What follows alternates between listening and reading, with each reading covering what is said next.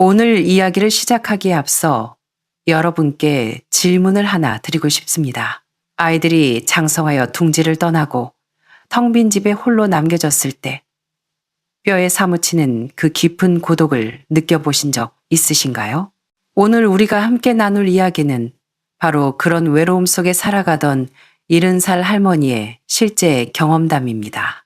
일찍이 남편을 여의고 하나뿐인 아들마저 저 멀리 캐나다로 떠나보낸 후 메아리만 울리는 텅 빈 집에서 그녀의 곁을 지킨 것은 말 못하는 2마리의 반려견뿐이었습니다. 그들은 함께 산책하고 함께 밥을 먹으며 노년의 적막한 시간을 나누었습니다. 그녀는 이것이 자신의 인생 마지막에 주어진 소박한 행복이라 여겼습니다. 하지만 그녀는 몰랐습니다.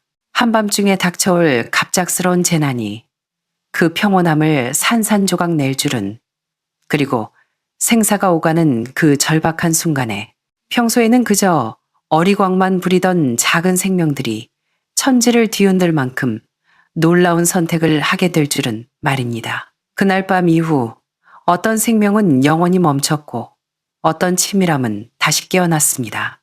도대체 그날 밤 무슨 일이 있었던 걸까요? 작은 몸집의 그들이 어떻게 사람의 마음을 뒤흔드는 거대한 에너지를 뿜어낼 수 있었을까요? 그리고 오랫동안 늦어졌던 아들의 전화 한 통은 거리감에 희석되었던 묵은 그리움을 메울 수 있을까요?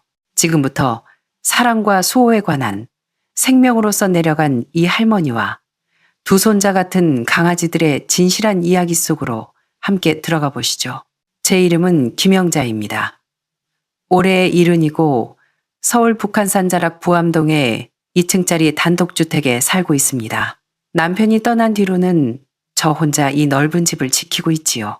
공간이 어찌나 넓은지 마치 폐가처럼 느껴질 때가 있습니다. 바람이라도 불면 오래된 마룻바닥이 삐걱거리는 소리를 내는데 마치 누군가 위층을 걸어 다니는 소리처럼 들립니다. 물론 사람이 아니란 걸 압니다. 그저 저 혼자만의 환상이지요.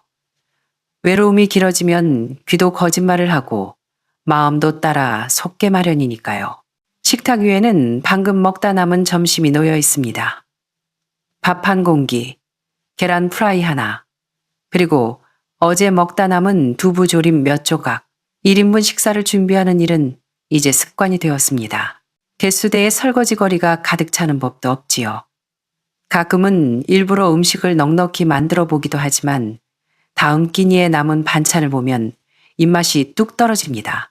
밥이라는 게 원래 남에게 먹여주는 맛으로 하는 거니까요. 텔레비전은 켜져 있지만 소리는 거의 들리지 않게 줄여놓았습니다. 정말 보고 싶어서 켠 게 아니라 그저 집안에 사람 소리가 좀 났으면 해서입니다.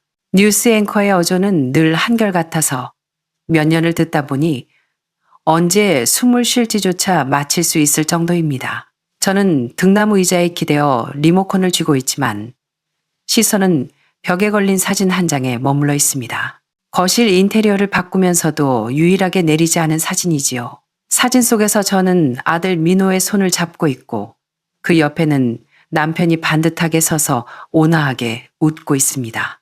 그때 우리는 설악산으로 가족여행을 다녀오던 길이었고 속초역 근처에서 지나가던 행인에게 부탁해 찍은 필름 사진입니다. 인화된 사진을 보고 저는 거금을 들여 액자에 넣어 걸어두었지요. 그때의 민호는 치아 교정기를 끼고 있었지만 세상 걱정 없는 아이처럼 활짝 웃고 있었습니다.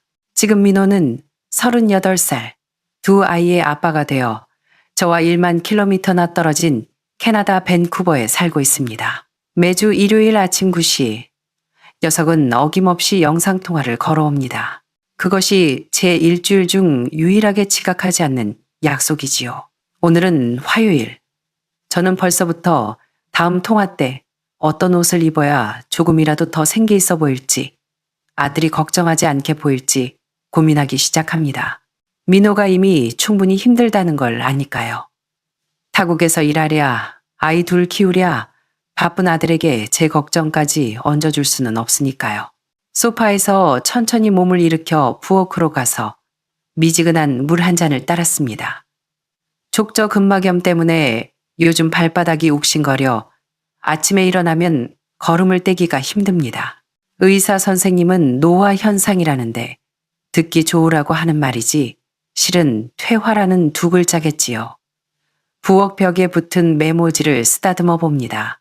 검은 펜으로 혈압약 아침 식후 한 알, 점심 후 바나나, 저녁은 싱겁게라고 적혀 있습니다. 제가 쓴 글씨지만 마치 남에게 당부하는 말 같습니다. 사실 혼자 산 지 오래되다 보면 내가 누구의 챙김을 받아야 하는 사람인지조차 잊게 됩니다. 때로는 정말 깜빡깜빡합니다. 오늘이 무슨 요일인지, 점심국에 소금을 넣었는지, 심지어 오늘 하루 고맙습니다나 안녕히 주무세요라는 말을 입 밖으로 낸 적이 있는지조차요. 하지만 재작년 추석, 그 장면만은 절대 잊히지 않습니다. 민호가 현관문 앞에 커다란 이민 가방 2개를 세워두고 말했습니다. 엄마, 저희 결정했어요. 캐나다로 이민 가기로 했어요. 저는 울지 않았습니다. 그때 저는 스스로에게 다짐했습니다. 민호를 위해서는 이게 최선이라고요. 오히려 웃으며 말했죠. 가라. 가서 잘 살아라.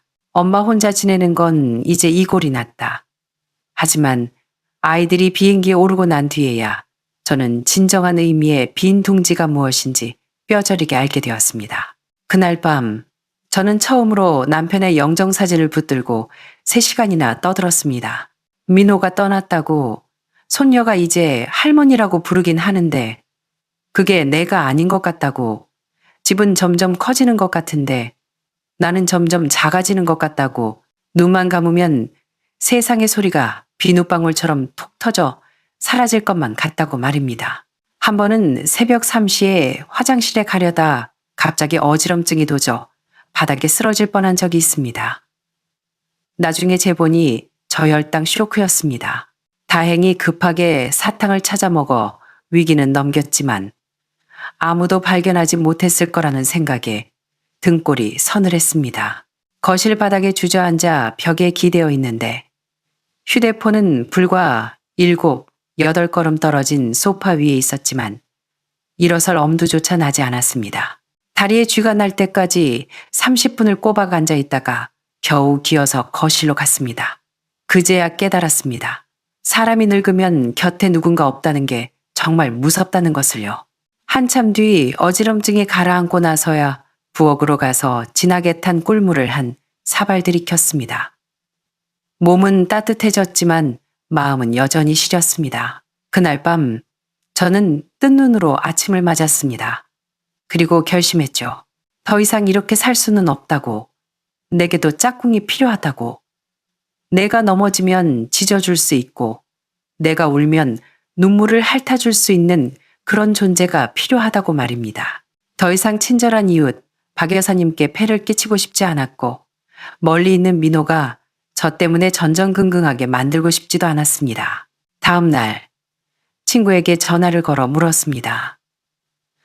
지난번에 말했던 그 가정 분양하는 곳 아직 강아지 있니? 친구는 행동이 빨랐습니다. 바로 다음 주말 저를 차에 태우고 경기도 양평의 한 가정 견사로 데려갔습니다.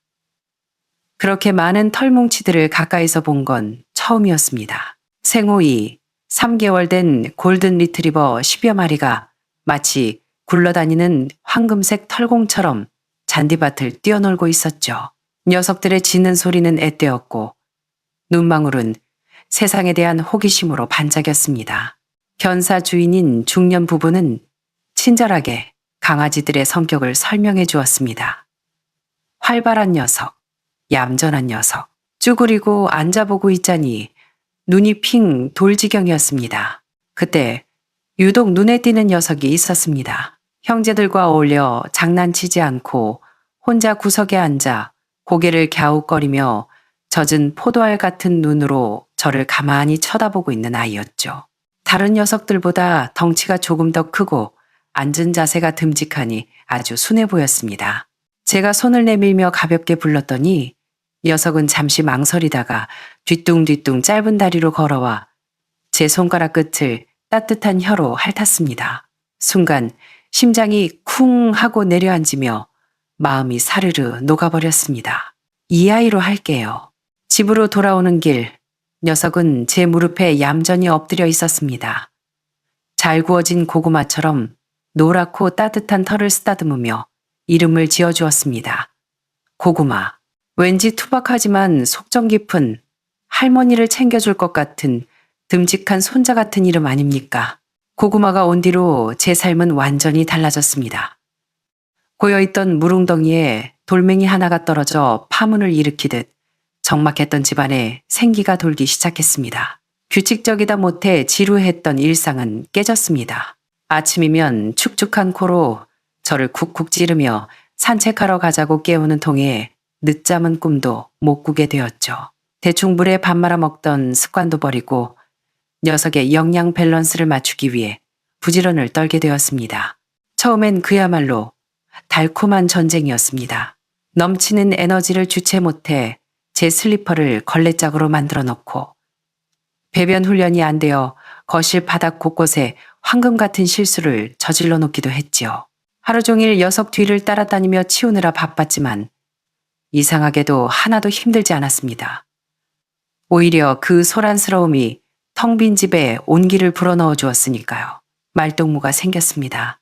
갯껌을 씹고 있는 고구마에게 배춧값이 올랐다고 하소연하기도 하고 사고를 칠 때면 짐짓 엄한 표정으로 고구마 안 돼 하고 야단도 쳤습니다. 그러면 녀석은 고개를 갸웃하며 억울한 눈빛을 보내는데 마치 제 희노애락을 다 알아듣는 것만 같았습니다. 고구마는 영특하고 순했습니다.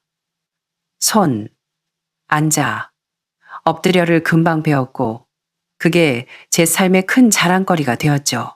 매일 공원에 데리고 나가면 이웃들이 김 선생님, 고구마는 어쩜 이렇게 순하고 예뻐요? 하고 칭찬해 주는 게 낙이었습니다. 그렇게 따뜻한 노년을 보내게 될 줄 알았습니다. 하지만 또 다른 생명이 찾아오면서 제 계획은 다시 한번 흔들리게 됩니다. 고구마를 키우면서 유기견 문제에 관심을 갖게 되었습니다.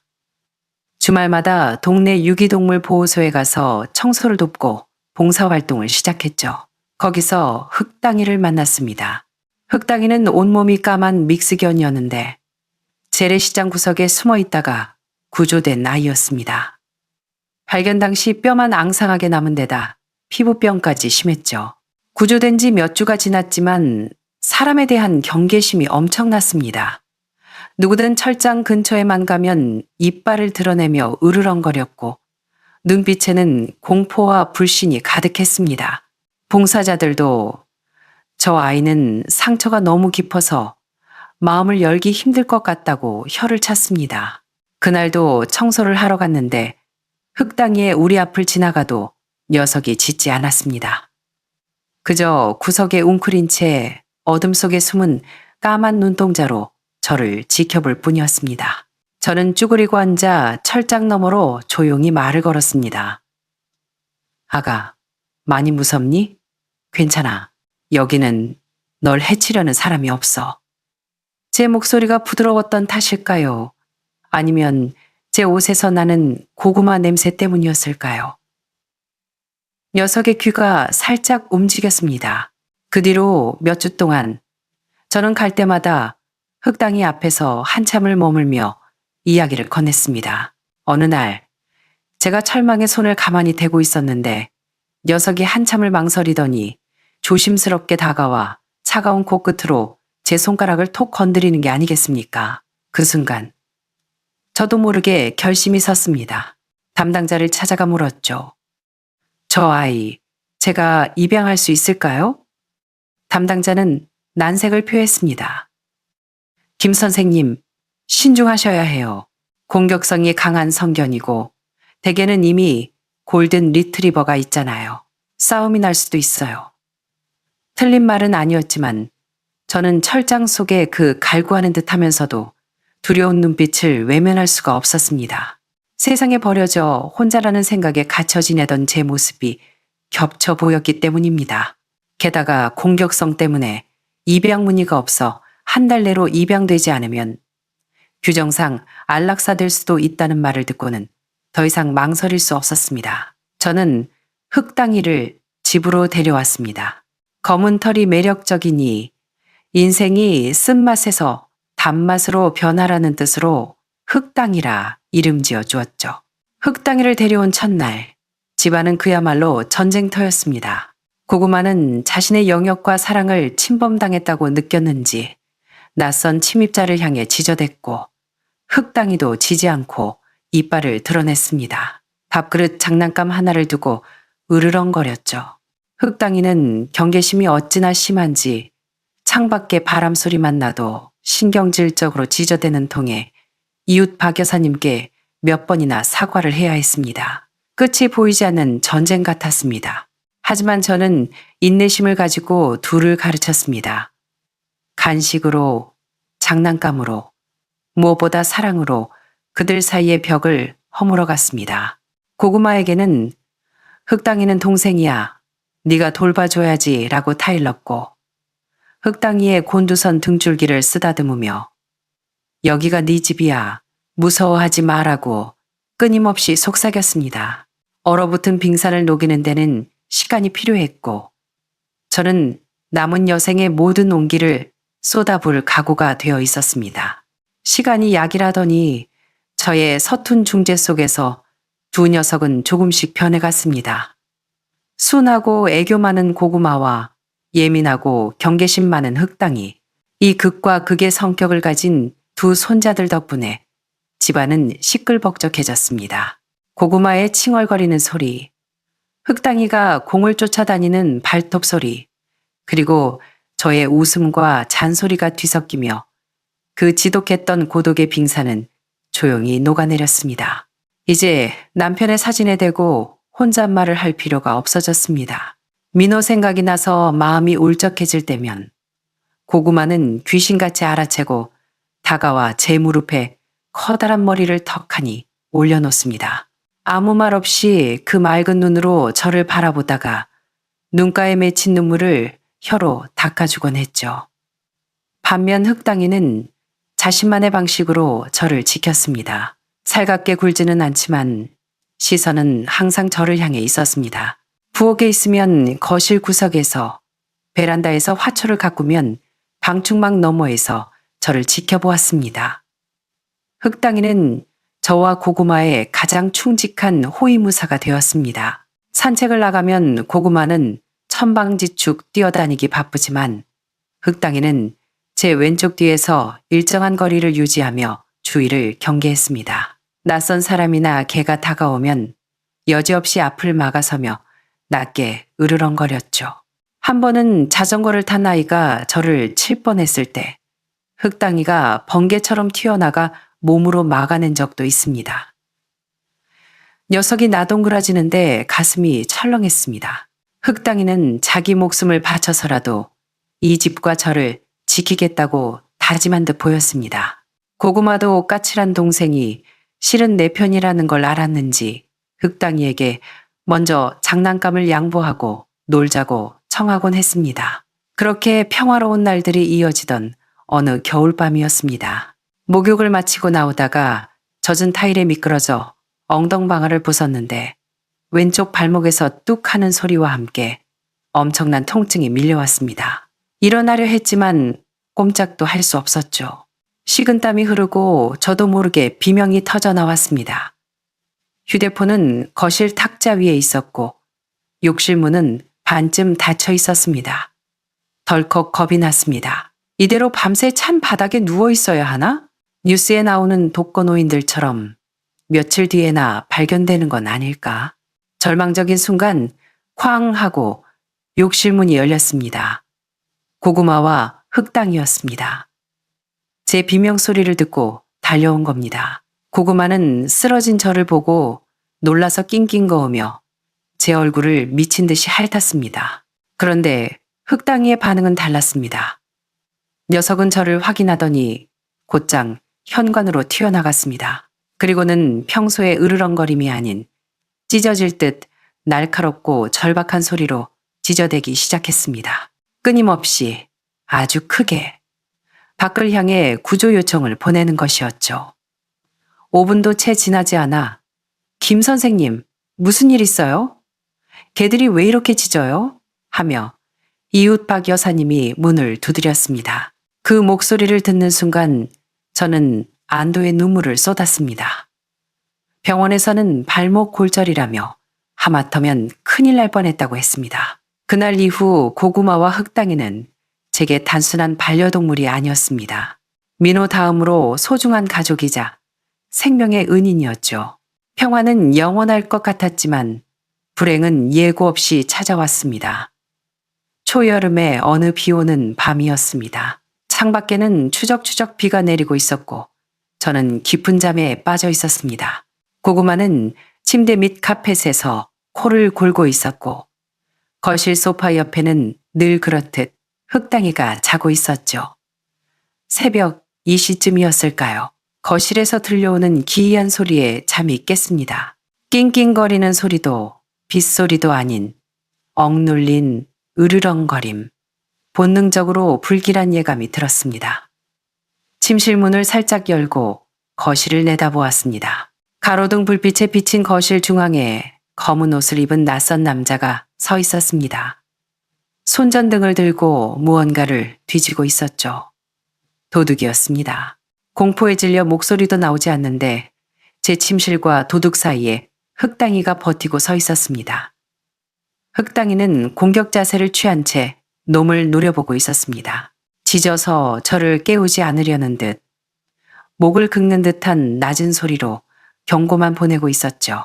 도둑은 갑자기 나타난 검은 개를 보고 흠칫 놀라더니 주머니에서 묵직해 보이는 쇠몽둥이를 꺼내들고 욕설을 내뱉었습니다.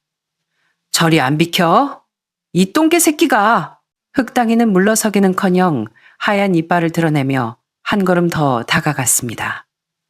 그때 제 공포를 감지한 고구마가 침실에서 튀어나갔습니다. 천지를 울릴 듯한 포효와 함께 금빛 탄환처럼 돌진했죠. 덩치 큰 고구마의 기세에 도둑은 뒷걸음질 쳤습니다. 저는 너무 놀라 저도 모르게 침실 불을 켜버렸습니다. 그게 실수였습니다. 불이 켜지자 도둑은 문 뒤에 있는 저를 발견했고 당황함은 곧 살해로 바뀌었습니다. 노인네와 개 2마리에게 당했다는 수치심 때문이었을까요? 그는 쇠몽둥이를 치켜들고 저를 향해 달려들었습니다. 이 할망구가 죽으려고 시간이 멈춘 것 같았습니다. 쇠몽둥이가 제 머리 위로 떨어지려는 찰나 검은 그림자가 날아올랐습니다.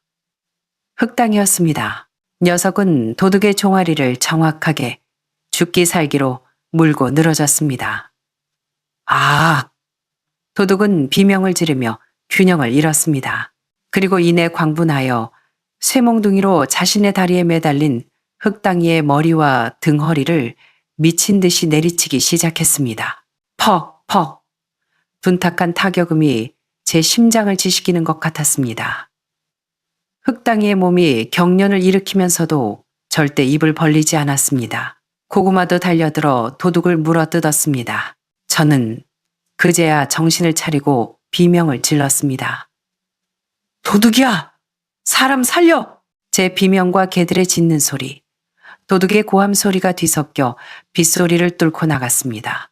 결국 도둑은 고구마를 뿌리치고 흑당이를 발로 걷어찬 뒤 아무것도 훔치지 못한 채 창문으로 도망쳤습니다. 경찰과 이웃들이 들이닥쳤을 때 거실은 피투성이었습니다. 저는 바닥에 주저앉아 벌벌 떨고 있었고 고구마는 다리에 상처를 입은 채 제 곁을 지키고 있었습니다. 그리고 거실 한가운데 흑당이가 피웅덩이 속에 쓰러져 있었습니다. 숨이 끊어질 듯 헐떡이며 몸을 떨고 있었죠. 머리는 형체를 알아보기 힘들 정도로 지식겨져 있었습니다. 저는 기어가 녀석을 끌어안지도 못하고 오열했습니다. 흑당아, 흑당아, 미안해. 할머니가 미안해.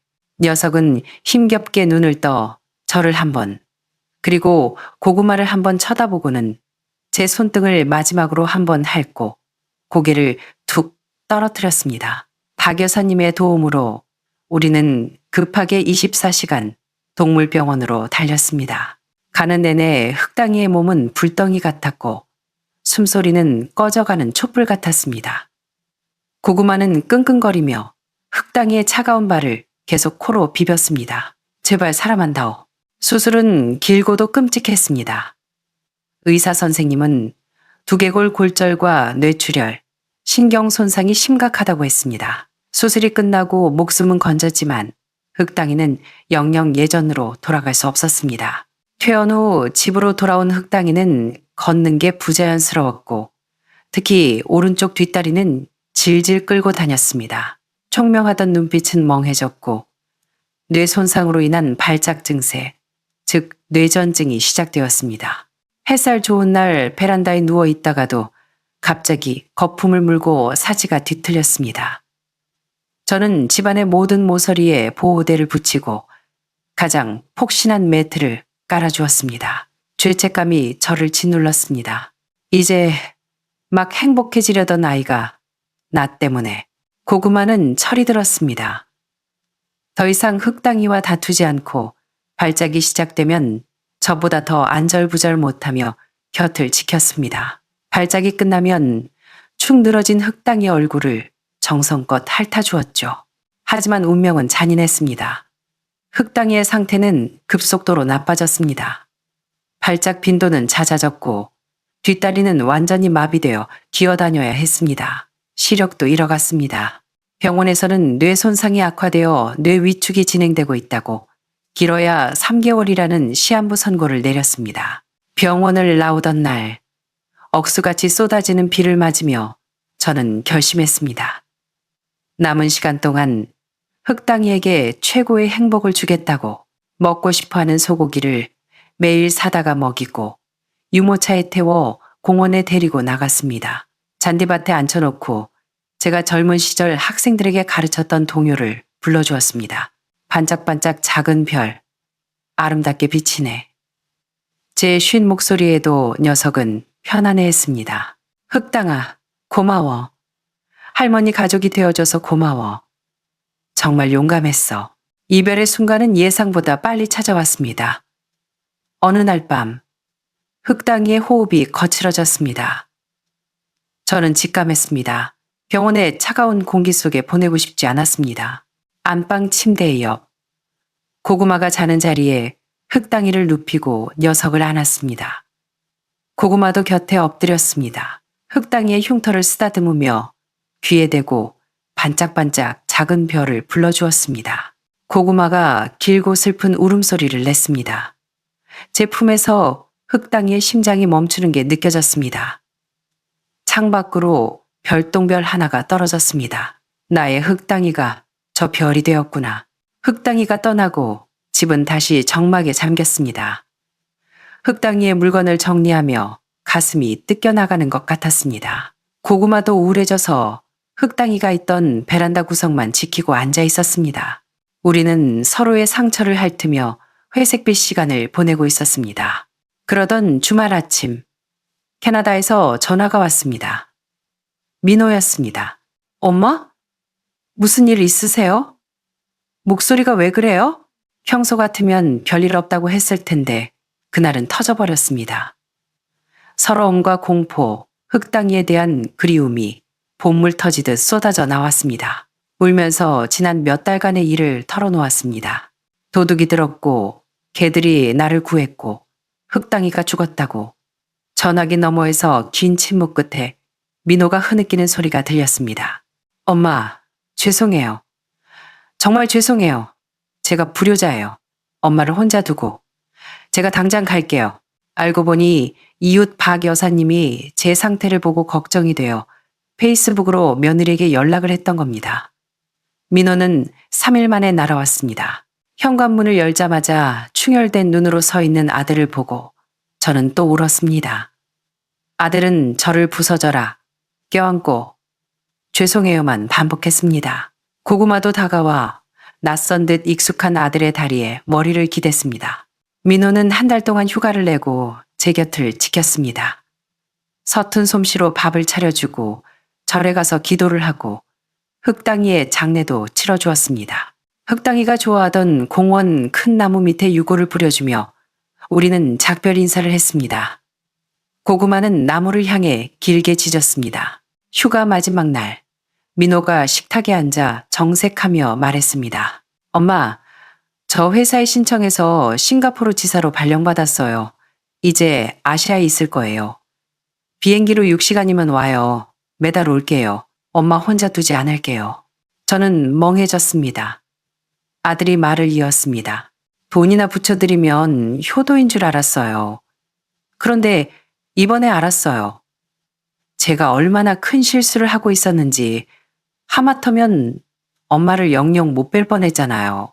민호는 다시 일터로 돌아갔지만 이제 모든 게 달라졌습니다. 저는 여전히 고구마와 단둘이 살지만 더 이상 무섭지 않습니다. 주말 오후 베란다에서 차를 마시며 하늘을 봅니다. 발치에는 고구마가 코를 골고 자고 있습니다. 영감, 보고 있어요? 우리 아들 철들었어요. 흑당아, 할머니 이제 안 무서워. 네가 지켜준 덕분이야. 고맙다, 내 강아지. 제 노년에는 여전히 고독이 머물겠지만 공포는 사라졌습니다. 떠난 생명과 남은 생명, 그리고 돌아온 가족의 사랑이 저를 감싸고 있으니까요. 오늘 이야기는 여기까지입니다. 김명자 할머니의 사연은 독거노인의 외로움과 반려견의 헌신적인 사랑, 그리고 가족의 의미를 다시 생각하게 합니다. 흑당이의 희생은 본능이었을까요? 아니면 사랑이었을까요? 멀리 있는 자식의 효도는 무엇으로 채워질 수 있을까요? 여러분의 생각은 어떠신가요? 댓글로 여러분의 경험과 생각을 나눠주세요. 여러분의 이야기가 또 다른 외로운 이에게 위로가 될 수 있습니다. 구독과 좋아요는 큰 힘이 됩니다. 감사합니다.